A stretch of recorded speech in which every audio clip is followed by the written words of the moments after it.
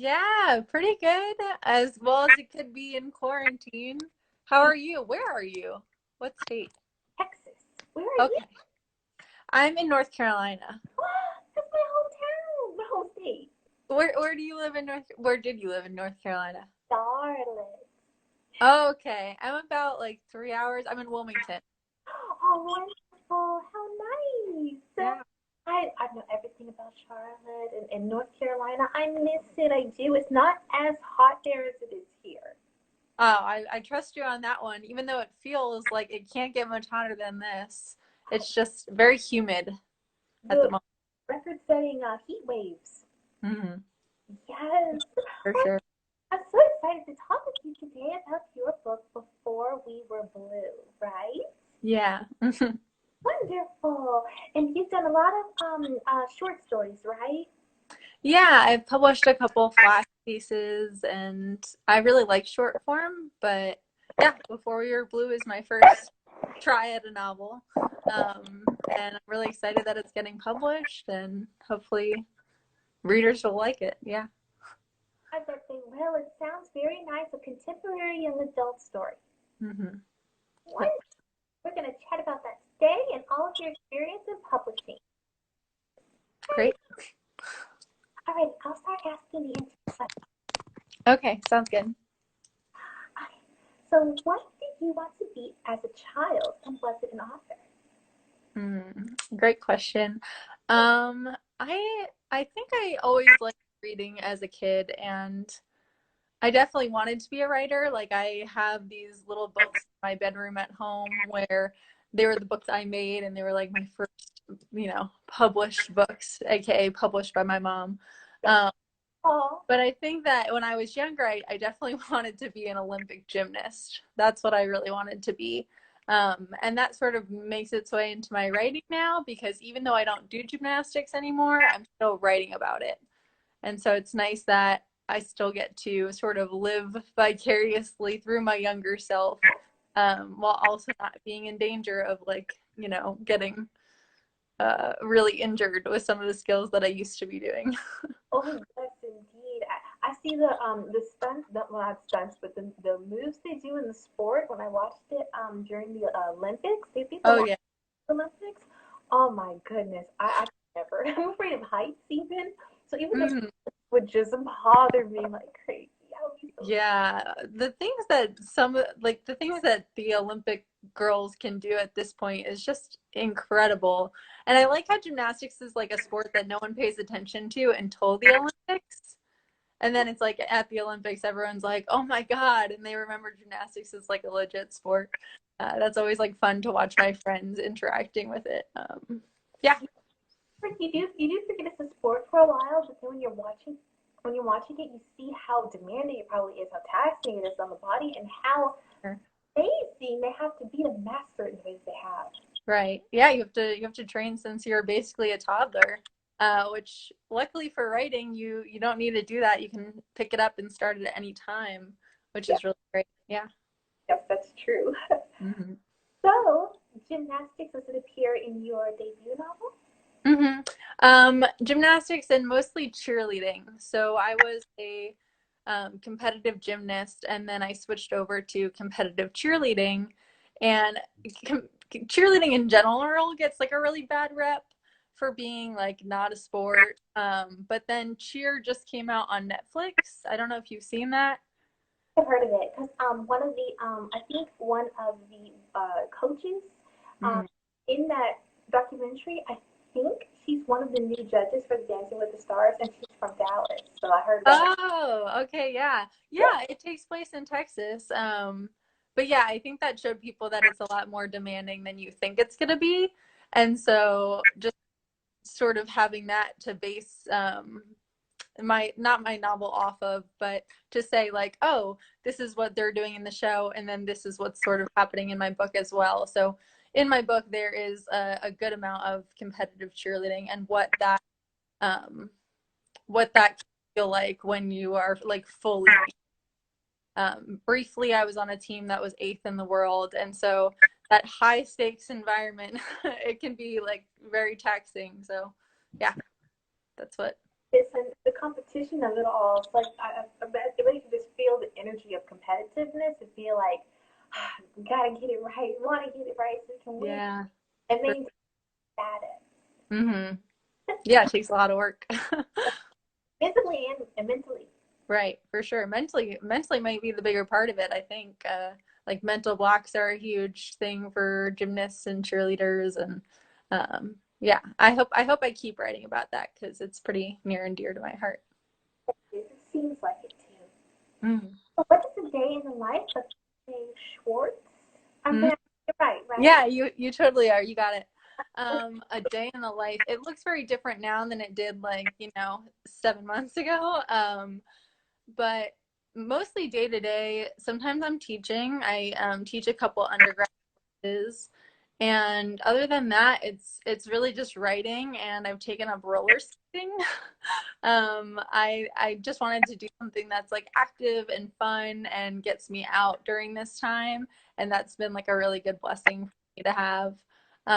But yeah, just writing, I would say not even every day, but every other day, or I'm doing some sort of writing, like little things like fine tuning my author bio or things like that. But I'm not the type of writer who is like hand to fist, like you have to write every day to do this. That's personally not me. But yeah. Yeah. And it's so interesting that you write short stories and this is your debut novel. I've started writing some short stories myself to apply to certain short story competitions. And I Mm-hmm. started realizing, you know what, this might be a good way to even refine my abilities, to write. Because you For have sure. to have space to, in a short story, to like drone on and on and on. It kind of has to be succinct. And Right. kind of a teachable experience. And it's kind of exciting because I have so many ideas that I'm turning these short stories, like seeing completed ideas, like right before me, not just full novels, but even short stories now. And I'm pursuing and submitting a lot of them. And if the submissions, if I don't win, I still already know I'm going to publish them anyway. So Right. either way. Yeah, short stories can be so great, and for today, like I think a lot of publishing or producing companies want things to be adapted. So even if it's just like from a short story, you could write a short story if you have like a TV idea or a film idea, and that's sort of a way to like get it off the ground because I think a lot of production companies want that like guarantee that it's going to be a hit. So yeah, for sure, short stories are great, and they're great for just practicing, yeah, your literary skills and techniques. And also you get to add work to your bio and to the work that you've done. It's like you have Yeah, this things like now we have complete novels and also have these short stories you can check out in this magazine or on my Amazon or my Kobo account or something like that. But yeah. there's really every aspect of writer's life. Mm-hmm. For sure. I wish I had gotten into it sooner. I've only been in the short story thing for like a few months now. Yeah, it takes some time, but the good news is it doesn't take as much time as a novel, so you can just do it real quick and send it out places. And like you're saying, for the bio, it does help like for people to be like, oh, okay, I can go read this here really quick to get a sense of what you write. Yeah, Um, I find it helpful. Yeah. I love that. I love that. It's so fun. And I have a completed novel as well. I'm coming out with in October, and it's a YA thriller. Young adult. Yeah, I saw. Congrats. Thank you. Just writing a novel in general, like I just can't believe that people do it. That I do it, right? Like it's insane. But yeah. Yeah. Once it's done, it's like, wow, I wrote all this. I did this. I put together the plot, the prose, the characters, the development, everything. Right. So proud of me. It's a lot of work. Yeah. So, in your personal opinion, coffee or tea? Definitely tea. Uh, Tea with honey specifically. I love honey, and I just like things that taste really sweet. Honey is pretty good for you too. It's got like antioxidants and stuff. So, honey and any kind of tea. Yeah. So true. Honey is very good for you. I love coffee and tea. Okay. I have coffee in the morning, macchiato, maybe Mhm. a throughout in the middle of the day even, and then I have like a hot tea. I think a lot of people would probably say coffee. So I'm glad you're at least on you're on both teams there. I am. I love both. I do at different times of the day. Mm-hmm. So, in your opinion, book or best TV or movie adaptation of a book? Um, I'd say the best adaptation of a book. I guess it's maybe a novella, but Stand By Me, Stephen King.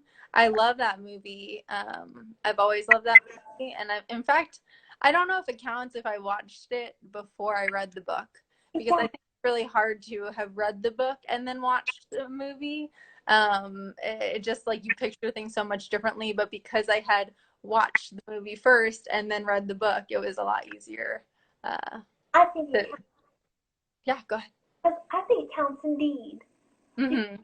I like the Shawshank Redemption too, and that's based on a short story by Stephen King. And I didn't even know that until after I'd seen the movie like 5 times and fell in love with it.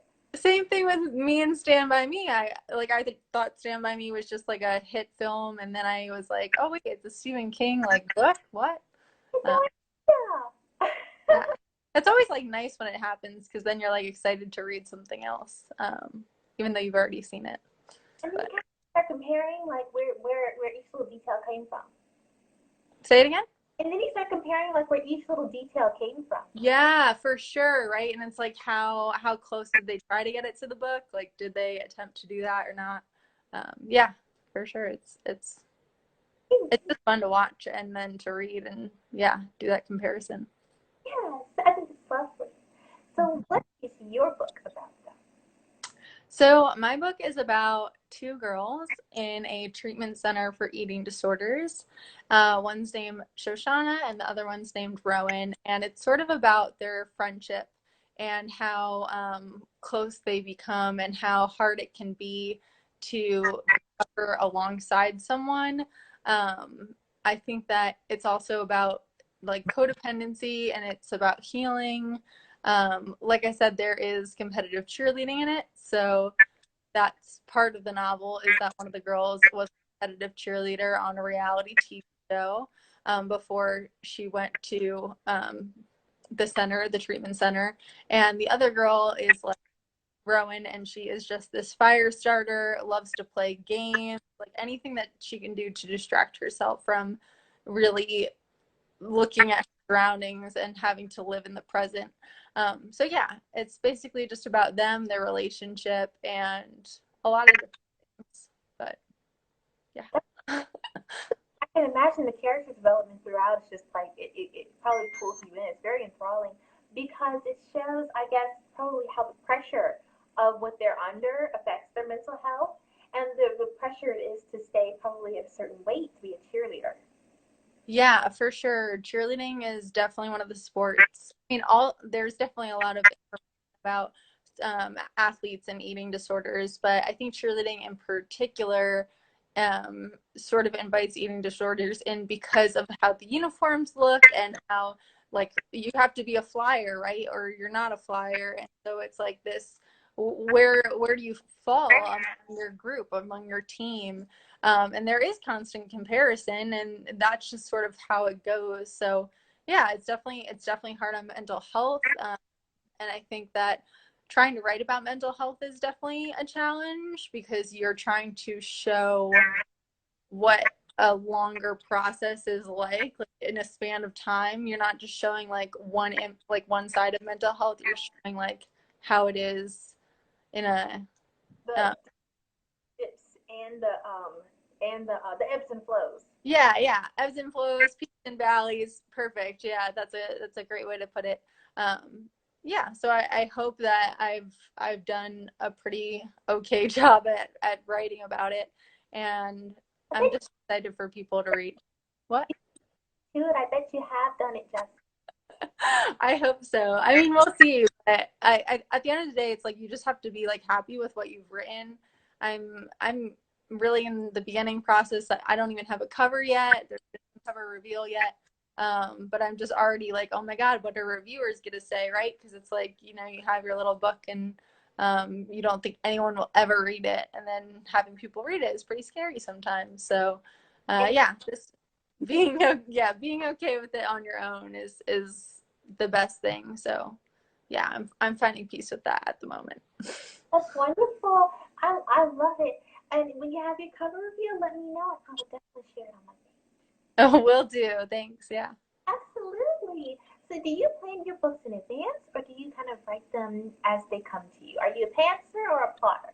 I am a run with it person where I will be a write the first paragraph of something that sounds interesting to me, and then it like whoosh, it's suddenly a novel. At least that's the way it went for my first book. I'm in the process of writing my second, and it's going very differently than my first. But it is not going that differently in this particular for this question. Like I am someone who has to write linearly, so I can't really plot out in terms of like, oh, I'm gonna write the ending and then come back. I always have to write like, here's the beginning and I'm going all the way through to the end. So yeah, that's my process. What's your process like? Is similar? I'm the same way when it comes to being linear about it. I with different stories it's taken me, I can be quick with it, or it takes a long time for me. I guess how many details or twists and turns I might have in the story. Cause I like writing mysteries and thrillers. So I feel like there's like I do a lot of foreshadowing and a lot of imparting little details to kind of hint about the end or kind of blindside the characters with a plot twist. So I feel like maybe I make it more difficult than it's meant to be. I have to plan out almost every single detail before it can even possibly flow for me.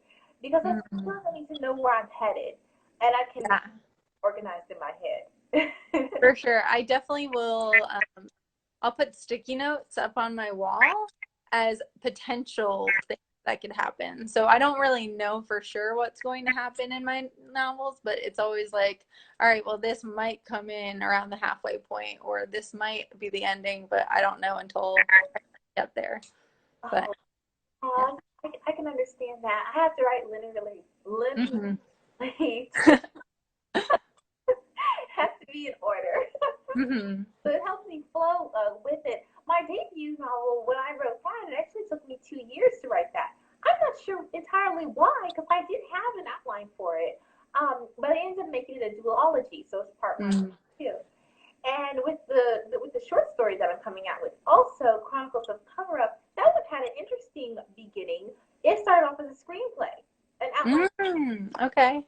So it had every single detail in what's called a film treatment. Every detail, just no dialogue. And so what I did was I had such a clean outline for Chronicles of a Cover Up that I started breaking it down to a short story. Oh my gosh, I think I wrote it in about a month's time.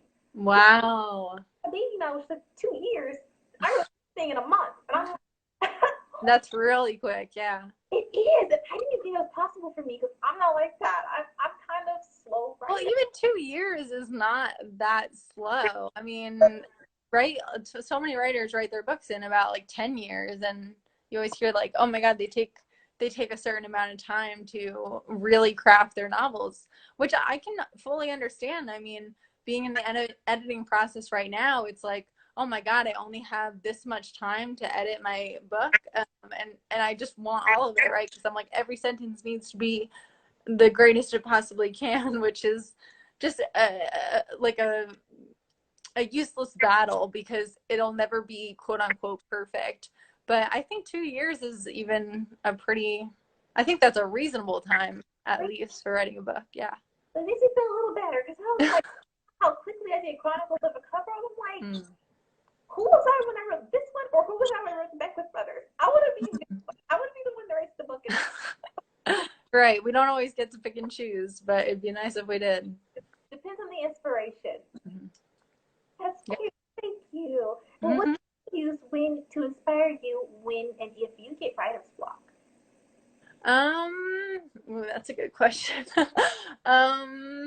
What do I use? I really rely on other people's writing. So if I'm stuck, or if I don't have an idea, I generally want to find something that I am so in love with that I'm like, okay, I have to write this other thing because this inspired me to do it, or I want to tell this story but in this way. So yeah, most of my writing is really just taking inspiration from other people's writing. I know there's that thing like all writing is rewrite. Oh wait, all writing is rewriting. I guess that's about your own writing, but I guess taking it for other people's writing too, right? Like you only know everything that you've ever read or you've ever heard. So Right. that's like sort of where your ideas come from.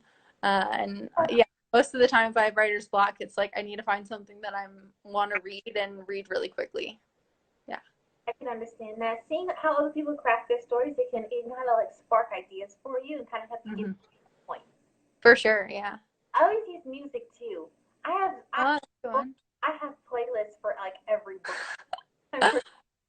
I like when people like include them too. Sometimes I've seen very few, but a couple authors do that where at the end of their books they're like, this is what I wrote this scene to. And it's so interesting to like put on that song and try to read that scene and sort of connect the two. But yeah, it's a good idea. Maybe I'll try. That gives me an idea for the end of my book when I publish it in October. Oh my goodness. I think I want to put the playlist in there. Yeah, you should. It's definitely a great way to like, I don't know, even connect with your readers more because they'll be like, oh, I listen to this too, and maybe it'll help me to listen to it and try to write something. Thank you for that idea. Anytime. Anything I can help with, that's why I'm here. Exactly. Exactly. So what does the act of writing itself mean to you? Oh God, that is such a loaded question. What does it mean to me? I mean, it's kind of like my whole life, in a sense, and not because I'm always writing, but just because that's how my brain works now. My brain works like a writer's brain, where it's like if someone tells me anything interesting, a weird detail, if they phrase something in a certain way, it's like, oh, I have to write that down, or oh, that's a story. Just how my brain works is totally different than before I really started writing. And I would say that probably happened around like my college years. But yeah, I think that most of the time I'm just writing um and trying to see where it takes me. I don't really have a great answer for like why I do it or what it means. It's just like it's a part of who I am. That's a that's a really good reason to have a career as a writer, especially because it speaks to us and it's a passion. Mm-hmm. That's Yeah. the kind of career you want, passion. So in terms of publishing, what has been the hardest thing and what has been the most fun? The hardest thing is probably that the hardest thing is always the next thing. I'll say that. So when you're looking for an agent, the hardest thing is getting an agent. When you are like trying to get off of like submission, then it's like that's the hardest thing is to sell your book. Once you sold your book, the hardest thing is like getting good reviews. Once you've gotten good reviews, the hardest thing is like selling out. Like it's just always going on. And I talked to one of my current MFA thesis advisor about her thoughts on reviews, and I was like, do you still like care about reviews at this point? Like she's written so many books, she's so well acclaimed, she just sold her novel for 7 figures, so she's doing she's doing so well. And she was saying like, yeah, like to this day it impacts her, right? So there's much to my chagrin, there's really no way out of this. There's no way to like just feel like, oh, I'll sidestep all of the stress um, and the grief in this process, essentially. So that's the hardest part. Is always the next thing. The most joyous part is that you are doing what you wanted to do and set out to do, and that you get to share that with people that you love, I think is definitely the coolest thing. Published, self-published, well, not really. I printed one copy of a book I wrote in high school, and seeing it in my hands was like the coolest thing that it had my name on it. But like it was full of like tons of typos, and like it was just meant for me. I just printed out one copy for me. Um, and just to think that like now it's actually going to be like a real book in my hands is like the weirdest, craziest, coolest thought. So I'm really excited about that for sure. That's the most exciting. I think one of the best answers I've gotten for that question during one of these interviews. That each stage of publishing really does have a difficulty to it. Mm-hmm. That there's still beauty in the whole process, and the rewarding part is to see what progress you've made and how amazing what you've done really is, to see it right in front of you and have your name on it.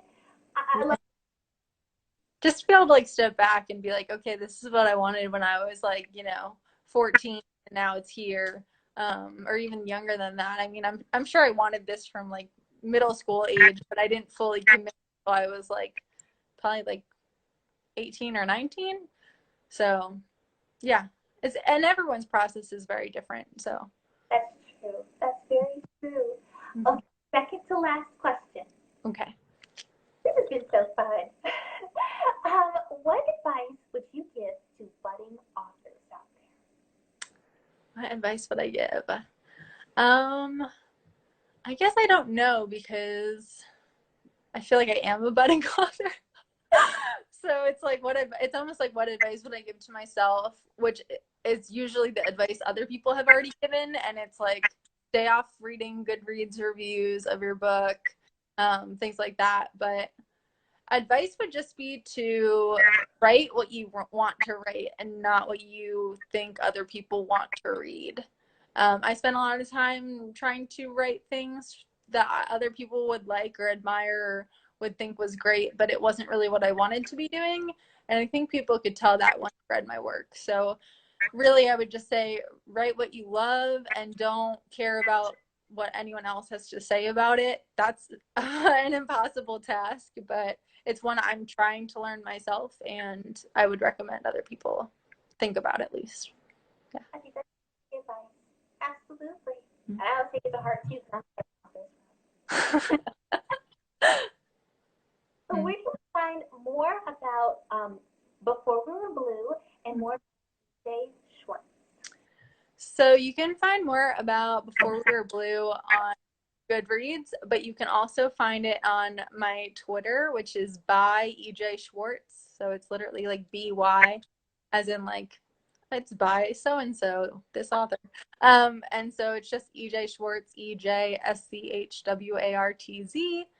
And yeah, I'll post a lot of like authory things there. I have my website linked in my bio there. So all that good stuff is mostly on that platform for me. I'm less bookish on like Instagram.